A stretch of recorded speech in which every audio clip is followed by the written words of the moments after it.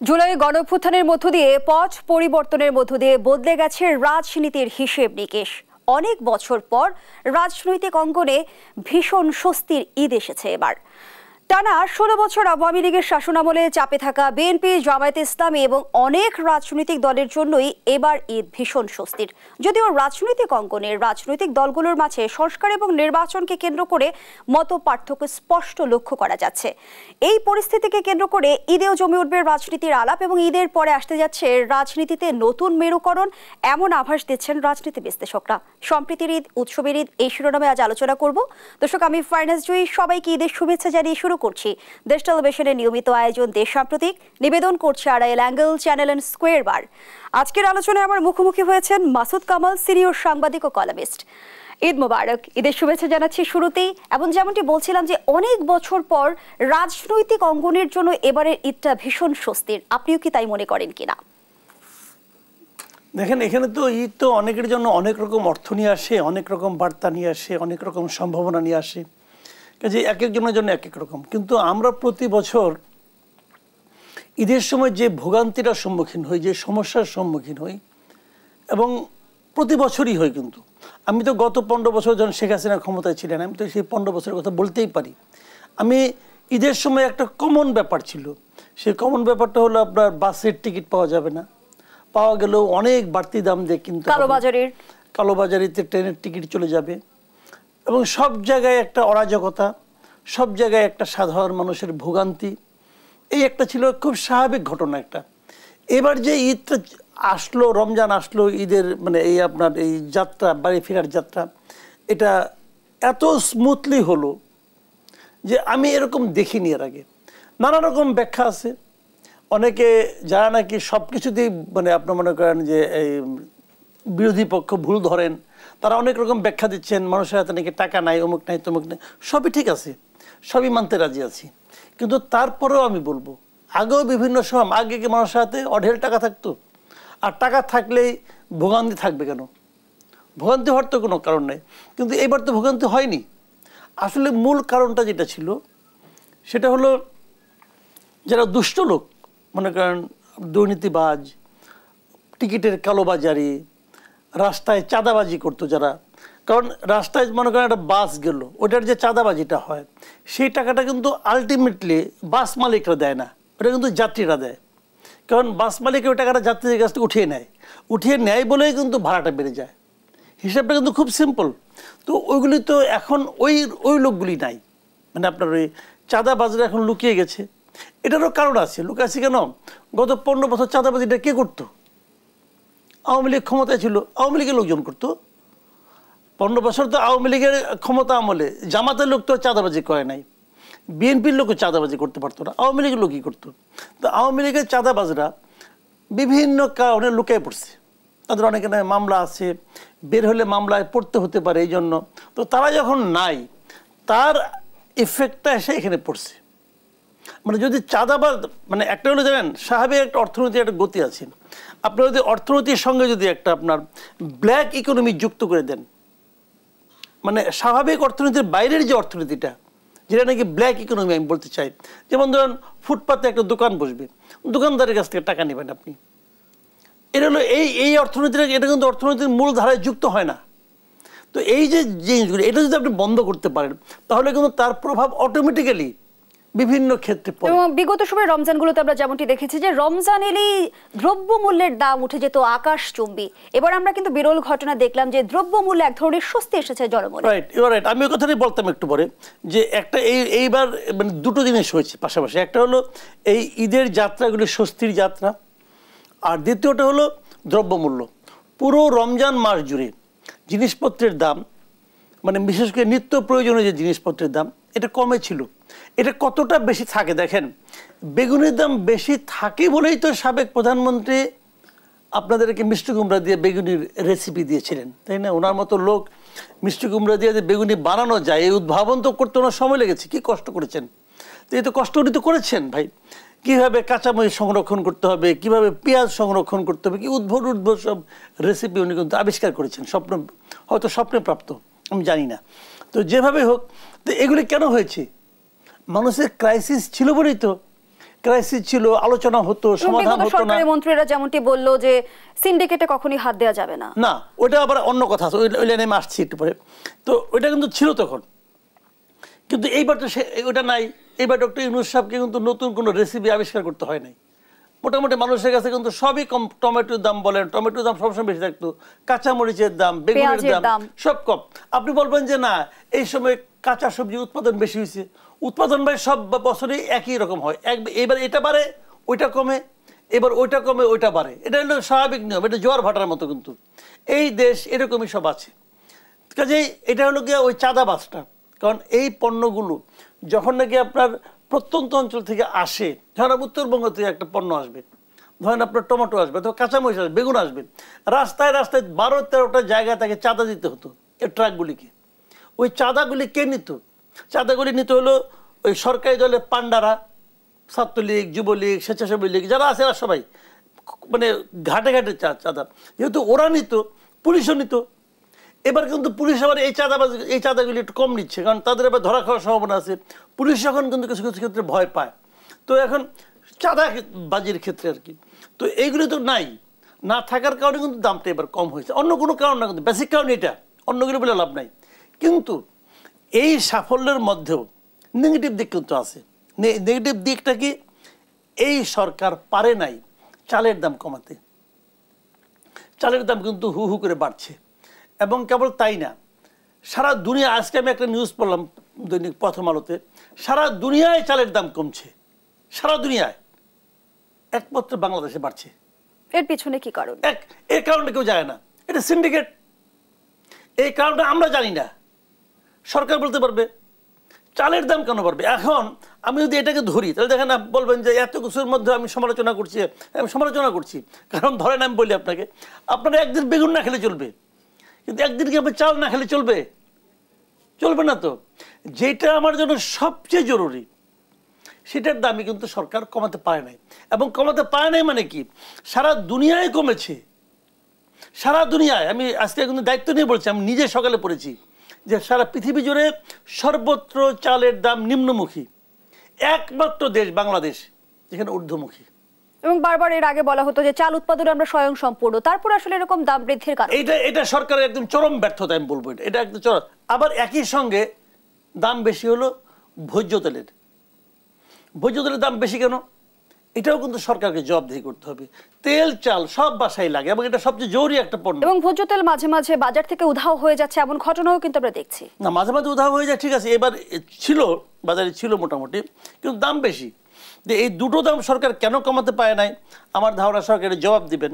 এবং খালি জবাব দিলে আমার কোনো লাভ নাই, ওই জবাব দিল আমি কি করবো শুনি না, আমার জবাব শুনে তো লাভ নাই। এই দুটাকে কিভাবে কমানো যায় সেই চেষ্টা সরকার করবেন। যদি চেষ্টা না করেন, যদি না পারেন কমাতে, তাহলে এই যে সফলতা, এই সফলতা কিন্তু ম্লান হয়ে যাবে। কিন্তু সরকারের সার্বিক কর্মকাণ্ডে কি এই বিষয়টি স্পষ্ট হওয়া যায় জনাব মাসুদ কামাল, যে সরকার সিন্ডিকেটে হাত দিতে পেরেছে, নাকি বিগত সরকারের মন্ত্রীদের মতো আমরা যেমনটি শুনেছি যে সিন্ডিকেটে কখনোই হাত দেওয়া যাবে না, সিন্ডিকেটের ওই অদৃশ্য হাত আসলে কতটা শক্তিশালী? দেখেন, সিন্ডিকেটের হাত শক্তিশালী, এখনো শক্তিশালী। সিন্ডিকেটের হাত শক্তিশালী ছিল বলেই কিন্তু এই বাণিজ্য মন্ত্রী এসেই দায়িত্ব নেওয়ার 1 মাসের মধ্যে কিন্তু তেলের দাম 8 টাকা বাড়াই দিয়েছিল প্রতি লিটারে।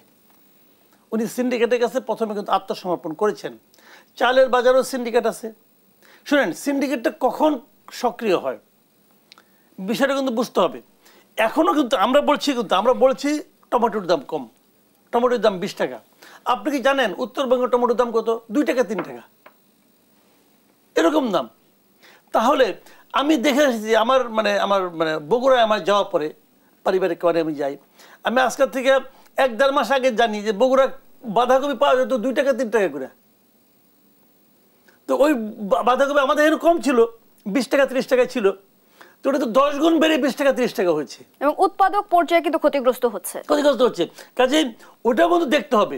তো সরকার কি হলো, বাজারের যে একটা সাম্য ভাব, বাজার আমি কম পেলাম, আমি ভোক্তা, আমি খুশি, কিন্তু যে বিক্রেতা সে যখন কম পায় তখন তার তো ক্ষতি, সে তখন এগুলো গরুকে খাওয়ায়, কোনো উপায় থাকে না। কিন্তু তো আমি সেই জায়গাটাই বলছি যে সরকারের দায়িত্ব হলো, যেমন সরকার যেমন আমার দিকটাও দেখবে, সরকার ওই দিকটাও দেখবে। এখন এটা কিভাবে দেখবে? এটা কিন্তু সমস্যা না। অনেকে বলবে হ্যাঁ ভাই আপনাদের বিরাট সমস্যা, দাম কমলেও সমস্যা, বাড়লেও সমস্যা, দুই দিকেই বলেন। না, দুই দিকে বলি না। আমি যেটা বলতে চাচ্ছি যে এই যে উৎপাদক এবং ভোক্তা, মানে যিনি এটা প্রোডাকশন করছেন তার সঙ্গে যিনি এন্ড ইউজার, এর মাঝখানে গ্যাপটা যেন কম থাকে। আমার খালি এটাই কথা, এই গ্যাপটা কমাতে হবে। আমি যদি 20 টাকা করে খাই, উৎপাদক যেন 15 টাকা পায়। কিন্তু আমি 20 টাকা করে পাবো, পেয়ে খুশি হব, উৎপাদক 2 টাকায় পেয়ে মাথা চাপড়াবে, এটা হতে পারে না। অথবা উৎপাদক যদি 2 টাকা পায়, ওটা যেন আমার কাছে 5 টাকায় আসে, ওটা যেন আমাকে 20 টাকা দিয়ে কিনতে না হয়। কৃষকের এই জিনিসটা কিন্তু বুঝতে হবে। কাজে এই যে মাঝখানে গ্যাপটা, এই গ্যাপটা কমাতে হবে। এই গ্যাপটা কমানোর দায়িত্ব সরকারের। সরকার এই গ্যাপটা কমাতে পারে কিনা, পেরেছে মনে হয় নাই, পারার কথা চিন্তা করে কিনা সেটা বলতে পারবো না, সেটা সরকারকে বুঝতে হবে।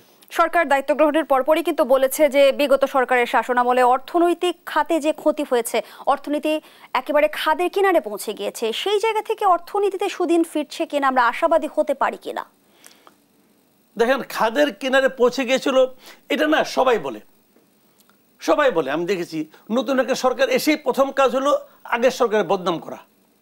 এটা আমি বহুবার দেখেছি, যতবার নতুন সরকার এসেছে। কিন্তু অর্থ পাচার, ব্যাংক খাতে অস্বস্তিগুলো যদি আমরা তুলে ধরি, শেখ হাসিনার দায়িত্ব আসার পর আগের সরকারের সমালোচনা করছে।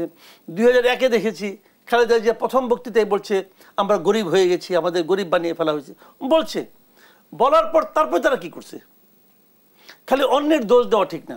15 বছর আওয়ামী লীগ ক্ষমতা ছিল, বিদায়ের আগের দিনও কোথাও আওয়ামী লীগের মন্ত্রীরা নেতারা বক্তৃতা দিতে উঠলে প্রথমেই খালি করতো যে বিএনপিকে অপকর্ম করছে। আরে বিএনপি তখন ক্ষমতা থেকে চলে গেছে আরো 17 বছর আগে, 16 বছর আগে। সেটা তো আসলে রাজনৈতিক সরকারের চরিত্র, নিশ্চয়ই অন্তর্বর্তী সরকার রাজনৈতিক সরকার নয়। সবাই করে, এটা করে কেন সেটা আমি বলি। এটা করার কিছু কারণ আছে। কারণ হলো এটা একটা হিউম্যান নেচারে বলতে পারেন আপনি, যে আমার উপরে যে প্রত্যাশাটা জনগণ করে, যখন জনগণের সে প্রত্যাশাটা আমি মেটাতে না পারি, তখন এটা যে আমার মানে অযোগ্যতা অথবা আমার সীমাবদ্ধতা, এটা কেউ স্বীকার করতে চায় না। সবাই আরেকজনকে দোষ। আপনি দেখবেন ছোট বাচ্চারাও কিন্তু এটা করে। কীভাবে করে? পরীক্ষা মনে করেন খারাপ করছে, আসে বলবে কি প্রশ্ন কঠিন হয়েছে। এটা কিন্তু সবাই বলে। এটা বলে নাই এমন কোনো লোক এই বাংলাদেশে নাই। তুমি পরীক্ষাকে এই তুমি যে বলছো প্রশ্ন কঠিন হয়েছে, এই প্রশ্নেও তো কেউ কেউ ভালো করবে, তো তারা কীভাবে ভালো করে? কাজে অন্যের দোষ দেওয়াটা এটা একটা আমাদের নেচার, বাংলাদেশের একটা নেচার। যে খাদে থেকে গেছিল, তাও তো খাদ বলছে, বলতে পারতো খাদের তলায় চলে গেছিল, বললে সমস্যাটা কি? বলতো। কারণ এখন তো ওদের পক্ষ থেকে প্রতিবাদ করার কেউ নাই। কাজে এইগুলি বলা ঠিক আছে। আপনি তো এটা জেনে এসেছেন, আপনি কি দায়িত্ব নেওয়ার পরে টের পাইলেন যেটা খাদের ইয়ে আছে, কোনায় আছে? আপনি তো আগেই জানতেন। আর যদি খাদের কোনায় থাকে, তাহলে সেটা যদি আপনার পক্ষে হ্যান্ডেল করা সম্ভব না হয়, আপনি দায়িত্ব ছেড়ে দেন, আরেকজন আসবে। এমন তো না এই দেশে আপনি একমাত্র ব্যক্তি পারবেন, আর কেউ পারবে না, আরেকজন পারবে, সমস্যা তো নাই কোনো। আমার কথা হলো কি, আপনি যেভাবে পেয়েছেন সেভাবেই পেয়েছেন, ওইটাকে মাথায় রেখেই আপনাকে উন্নতি করতে হবে, ওইটাকে মাথায় রেখে আপনাকে জনগণের চাহিদা মেটানোর চেষ্টা করতে হবে। কতটুকু পারবেন কি পারবেন এটা জনগণ দেখবে। আপনার কাছে কেউ বলে নাই যে আপনি দায়িত্ব নেওয়ার পরেই দেশটাকে সুইজারল্যান্ড বানাই দেন অথবা বেহেশত বানাই দেন, এটা কেউ বলে নাই। কিন্তু এক ধরনের জনগণের প্রত্যাশার চাপ তো নিশ্চয়ই জনগণের প্রত্যাশা সবসময় থাকে, সবসময় থাকে, ওটা কোনো ব্যাপার না। ওই প্রত্যাশাকে আপনাকে হ্যান্ডেল করতে হবে। আপনাকে জনগণের, যখন আপনি জনগণের সঙ্গে ট্রান্সপারেন্ট হবেন, তখন জনগণ বুঝবে যে কী কারণে সে পারছে অথবা কী কারণে সে পারছে না। আপনি তো ট্রান্সপারেন্ট না। আপনাকে কথার বলতে, যেমন ফ্যামিলিতে মনে করেন গৃহকর্তা বেশি ইনকাম করে না, কম ইনকাম করে। সে যদি তার ছেলে মেয়েকে বলে যে বাবারা আমার ইনকাম কম, অতএব তুমি এটাই খাবা, আমি তোমাকে ওই অত দামি জিনিস খাওয়াতে পারবো না, আপনি যদি ট্রান্সপারেন্ট হন, তাহলে কি হয়, ওই পরিবারের সদস্যরা কিন্তু ওই গৃহকর্তার সঙ্গে একীভূত হয়ে যায়। তারাও ভাবে হ্যাঁ তাই তো, ওনার তো ইনকাম কম। কিন্তু আপনি যদি ভাব দেখান যে বিরাট কিছু খাবার দেওয়ার সময় দিচ্ছেন ডাল ভাত, তাহলে হবে না। আমি এদেরকে বলছি সরকারকে ট্রান্সপারেন্ট, সরকার ট্রান্সপারেন্ট না। সরকার কোনো ক্ষেত্রে ট্রান্সপারেন্ট না। সরকার কীভাবে উপদেষ্টাদের নিয়োগ করলো কোনো ট্রান্সপারেন্সি নাই, কেউ জানে না। কেউ জানে না কে কীভাবে উপদেষ্টা হয়েছে, কেউ জানে না। আবার উপদেষ্টারা কি কাজ করছে এই ক্ষেত্রেও সে ট্রান্সপারেন্ট না। কিছু বললেই ধমক দেয়, কিছু বললেই সে মন খারাপ করে, রাগ করে, অভিমান করে, এগুলি করে। নির্বাচন করতে আসছে, নির্বাচন কবে হবে এখন পর্যন্ত কেউ বলে না। নির্বাচন কবে হবে। যদিও প্রধান উপদেষ্টা দুটি সম্ভাব্য তারিখের কথা বলেছে এবং বিএনপির পক্ষ থেকে হতাশা ব্যক্ত করা হয়েছে। সে আলোচনায় ফিরতে চাই জনাব মাসুদ কামাল বিরতির পর। দর্শক, দেশ সাম্প্রতিকের এই পর্যায়ে একটা বিরতি নিচ্ছি, সাথেই থাকুন। জনাব মাসুদ কামাল, যে আলোচনায় আমরা ছিলাম, অন্তর্বর্তী সরকারের পক্ষ থেকে জানানো হয়েছে ডিসেম্বর থেকে জুনের মধ্যে জাতীয় নির্বাচন হতে পারে। এ বিষয়ে হতাশা ব্যক্ত করেছেন বিএনপি মহাসচিব মির্জা ফখরুল ইসলাম আলমগীর। তিনি বলেছেন, আমাদের স্বার্থে, জনগণের স্বার্থে যদি কোনো বিঘ্ন সৃষ্টি করা হয় তাহলে বিএনপি আবারও মাঠে নামবে। ঈদের পরে আবারও কি সংঘাতের রাজনীতির দিকে আমরা অগ্রসর হচ্ছি? এখানে ঈদের পরেই নামবে এটা আমি বলছি না, হয়তো কিছুদিন দেরিও করতে পারে, কিন্তু প্রশ্নটা হলো যে দেখেন, এই সরকার দায়িত্ব নিয়েছে 8 মাস হয়ে গেল। 8 মাস পরেও এই সরকারের কারোর কাছ থেকে এ পর্যন্ত আপনি শুনতে পারেন নাই, জানতে পারেন নাই, কেউ জানতে পারে নাই নির্বাচন কবে হবে। সবসময় একটু ধোঁয়াশা।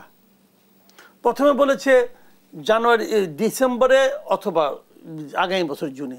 তারপরে বলছে যে ছোট প্যাকেজ বড় প্যাকেজের কি নাটকের কাহিনী বলছে, ছোট প্যাকেজ হলে অতটা, বড় প্যাকেজ হলে অতটা। তারপরে বলছে যদি বেশি সংস্কার চান তাহলে জুন মাস, কম সংস্কার চাইলে ডিসেম্বর মাস। এই যে কথা, এগুলো হলো জানেন, এগুলো হলো বাক চাতুর্য বলে না, বাগাড়ম্বর। এগুলো হলো বাগাড়ম্বর বলে বাংলা ভাষা। এগুলোকে আপনি কথার মার পেঁচে মানুষকে পিছিয়ে রাখছেন। আপনি কবে পারবেন সেটা আপনাকে বলতে, আপনার কাজটা কি রে ভাই? আমি আপনাকে একদম সহজ কথা বলি, এই অন্তর্বর্তীকালীন সরকারের কাজটা কি আপনি বলেন, কি কাজ? তারা বলছে যে আমরা সংস্কার করব, এটা নাকি দাবি ছিল। এইটা আমি নাকি শব্দের কিন্তু প্রয়োগ করছি। এইটা নাকি তারা বলছে দাবি ছিল আন্দোলনের সময়। আন্দোলনের সময় সংস্কার কথাটাকে উচ্চারণ করছে, এটা আমি শুনি নাই। আমি ভাই আন্দোলনের সময় বিদেশ ছিলাম না, এই দেশেই ছিলাম, আমি জানি। আন্দোলনের সময় কোনো সংস্কার কথাটা উল্লেখ করছে এটা আমি শুনি নাই। ধরে নিলাম ছিল, আমি হাইপোথেটিক্যালি ধরে নিলাম সংস্কারের প্রস্তাবটা ছিল। সংস্কারটা কে করবে? এই সরকার করবে। আচ্ছা ভালো, তাও মানলাম সরকার সংস্কার করবে। সংস্কার করার জন্য গত 8 মাসে এই সরকার কি করছে? গত 8 মাসে এই সরকার সংস্কারের পথে কয়েক কদম অগ্রসর হয়েছে। ওনারা বলবেন আমরা এতগুলো কমিটি করছি। এই কমিটিগুলো আপনি কাদের নিয়ে করছেন? এই কমিটিগুলি যে করছেন, এই কমিটির সদস্যগুলি কারা?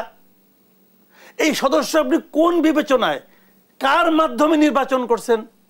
আপনি কি প্রমাণ করতে পারবেন এই বেস্ট লোক? আপনি কি প্রমাণ করতে পারবেন? আমি মনে করি এই কমিটিগুলি ভালো হয় নাই। এবং রাজনৈতিক দলগুলোর কাছে 166টি প্রস্তাব আকারে পাঠানো হয়েছে, সেগুলো নিয়েও কিন্তু নানা ধরনের সমালোচনা। আমি সেটাই বলছি যে এই একটা কমিটিকে আমি আপ টু দ্য মার্ক মনে করি না। আমি মনে করি না। আপনি বিদেশি লোক এটা বানাইছেন কমিটি, আপনি পুরো দেশের পুরো জাতিকে অপমান করছেন। বিদেশের কিছু আনারি লোক আইনে বানাইছেন কমিটির প্রধান। তাদের কাছে যে আমাদের পলিটিক্যাল পার্টিগুলোর যে জমা দিতে হবে, পলিটিক্যাল পার্টিগুলোর আত্মসম্মান নাই, পলিটিক্যাল পার্টিগুলো দেবো না, এটা তো হয় না এভাবে। মানে এটা হলো বেসিক একটা প্রবলেম, যে খুবই আনারি টাইপের, খুবই কতগুলো অযোগ্য লোককে এই কমিটির মেম্বার বানানো হয়েছে এবং তাদের হাত দিয়া খুব ফরমাইসি টাইপের একটা সংস্কার প্রস্তাব নেওয়া হয়েছে। আমি এটাকে বলি বিদেশি এবং এনজিওদের একটা সংস্কার প্রস্তাব। এবং এই প্রস্তাব পলিটিক্যাল পার্টিগুলো যদি না মানে, আমি পলিটিক্যাল পার্টিগুলিকে বাহবা দেব। আপনাদের মানা উচিত না। আপনাদের প্রথমেই বলা উচিত ছিল যে এদের আমি প্রথম দিন থেকে কিন্তু বলে আসতেছি, যেদিন কমিটি ঘোষণা করেছে আমি প্রথম দিন থেকে বলতেছি এই কমিটিগুলো আপনার তো মার্ক হচ্ছে না। এখন আপনি বলবেন যে তুমি কে? হ্যাঁ, আমি কেউ না, কিন্তু আমি তো দেশের একজন নাগরিক। একজন নাগরিক হিসাবে আমার এটা অপিনিয়ন, আমি বললাম এটা আমার অপিনিয়ন। আমি মনে করি, দেখেন আমি অনেকে বলছিল বিদেশি লোকের সমস্যা কোথায়, তারা তো এই দেশেরও নাগরিক। আমি বলি সমস্যা আছে। যদি বিদেশি লোক এখানে এই কমিটিতে আসে, যদি তারা সংস্কার প্রস্তাব দেয়, তারা তো এই সংস্কার পরে আবার বিদেশে চলে যাবে। এই লোকগুলি কোনো দেশপ্রেম নাই তো। ওই যে দেশপ্রেম থাকতো তাহলে তারা আরেক দেশের নাগরিকত্ব গ্রহণ করতো না। যদি বলে যে আমি আরেকজনের চাপে পেরে গেছি, তাহলে ঠিক আছে আপনি এখন আসছেন, ওই নাগরিকত্ব ছেড়ে আসেন। কেউ তো ওই নাগরিকত্ব ছেড়ে আসে নাই, না আলী রিয়াজ, না মনির হায়দার, না কামাল আহমেদ, কেউ না। তারা আবার ওখানে যায়, ওখানে আবার ওই নাগরিকত্ব হবে, মানে তারা গাছের ডাও খাবে, তলার ডাও করাবে। পাশাপাশি আমাদের পুরো জাতিকে তারা অপমান করেছে। তারা বলে দিছে যে আমি আলী রিয়াজ ছাড়া বাংলাদেশে আর কেউ নাই।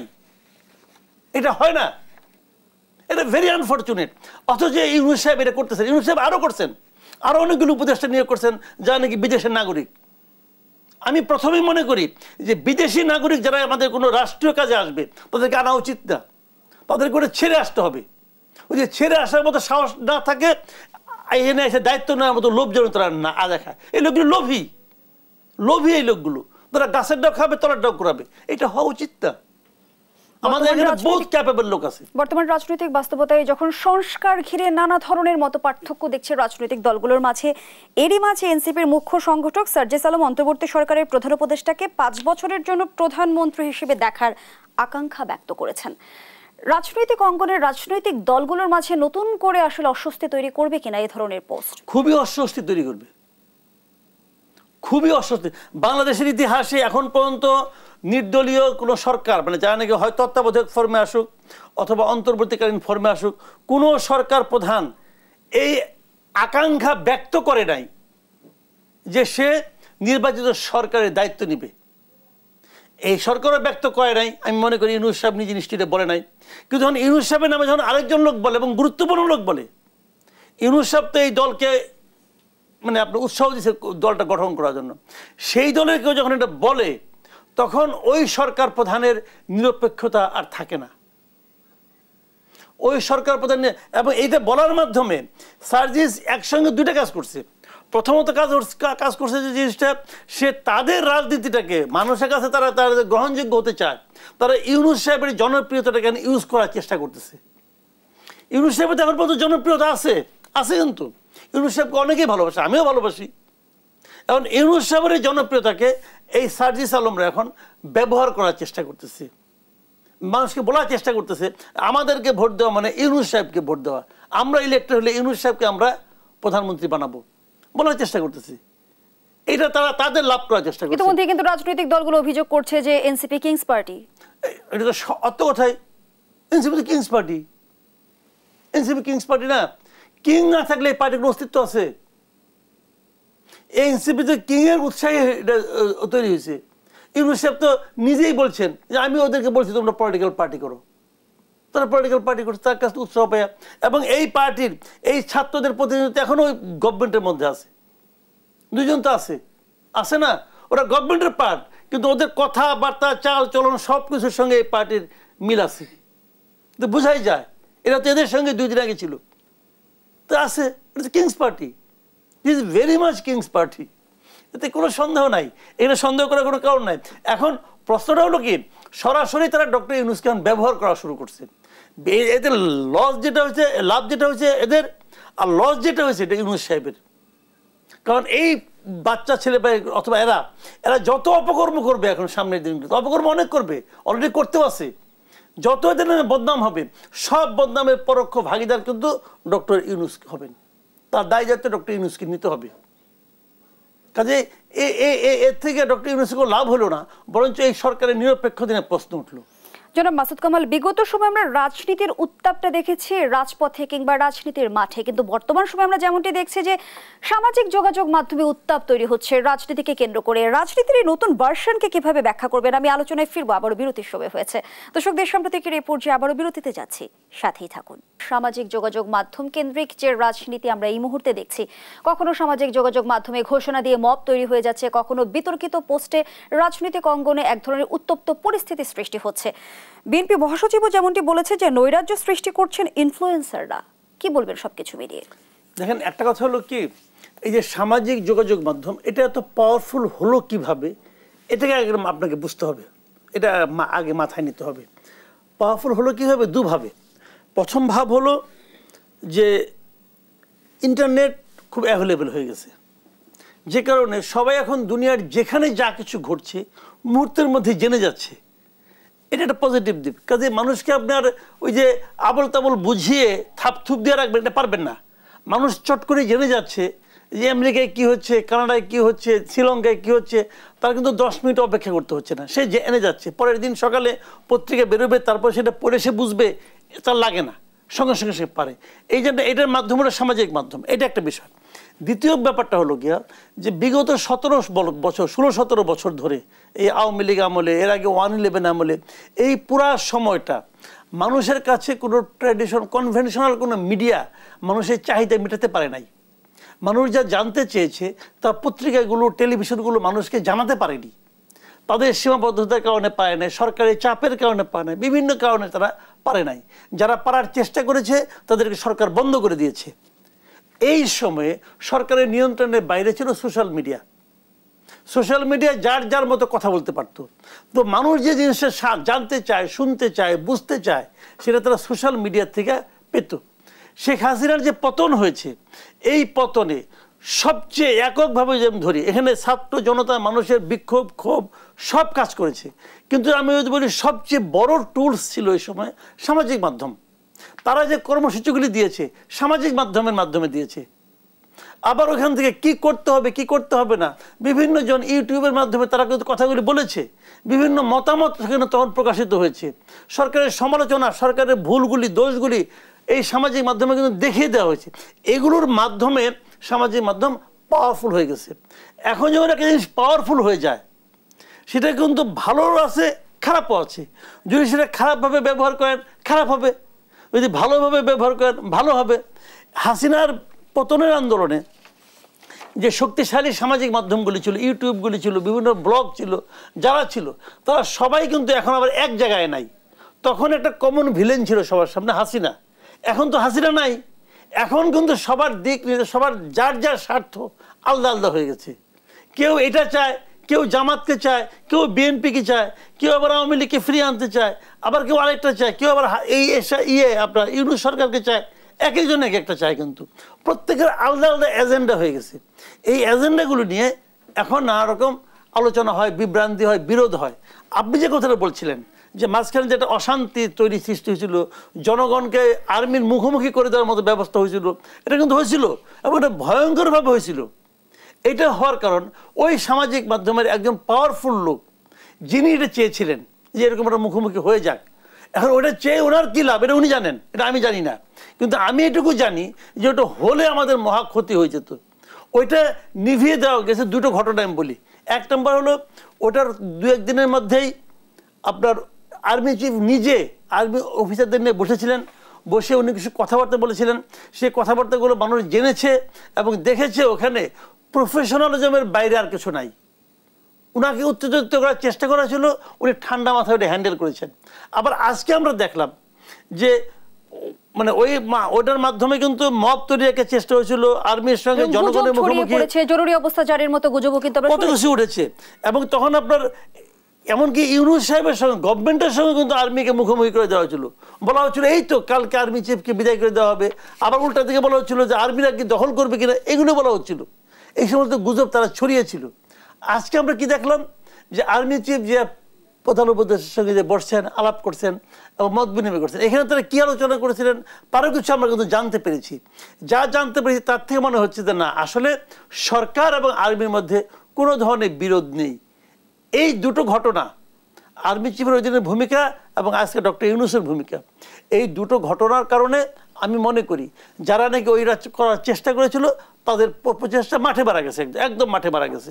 এখন তারা কেন করেছিল জানি না। মাসুদ কামাল, আমরা আমাদের আয়োজনের একেবারেই শেষ পর্যায়ে এসে সঙ্গে ঈদের অনেক অনেক শুভেচ্ছা জানাচ্ছি আপনাকে।